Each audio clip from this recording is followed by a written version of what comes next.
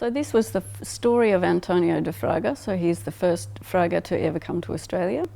And he's from a very small island called Flores, which is one of the Azure Islands off the west coast of Portugal.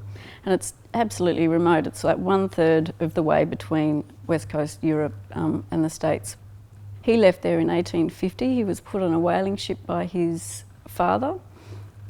His mother didn't know about it, one of 10 children, and was sent away. So for the next 7 years he travelled on a whaling ship down around the Horn of Africa. During that process he was shipwrecked once off the Malay coast and lived there for a couple of years, left again on another whaling ship and was shipwrecked in Fiji, where most of his crew were eaten by cannibals. A lot of cannibals in Fiji at the time. And he left there with some missionaries who brought him to Australia. That story obviously has not just it's not just an incredible story of a 12-year-old, but it was filled with rich imagery.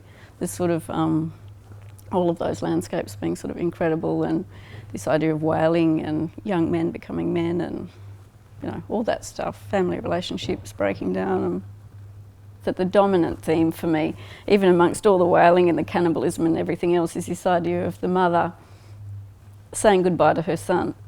And this is something that's really surprised me. Everybody said it was coming, but this idea that you give birth to this child and then at a certain point the man has to remove himself from the mother to become a man. And I can see that happening in front of my eyes. And so that became, Antonio's story has become a beautiful kind of metaphor from what I can see playing out in front of me. And we went to those islands earlier this year, and to see Hugo playing around on the cliffs where Antonio would have been, and it was really quite profound. So there has been some research by the family, not me, but other people have looked as hard as they can. The records are poor, and so for me, because the whole thing has to be a fabrication of my mind, because there are no records, this is all just hearsay and stories, that to bring that's the way that my mind is working about it. I'm drawing from images that exist to sort of make some composite idea about what this story might have been, and in the process sort of make some sort of image of, I don't know, where I come from and who I am, I guess.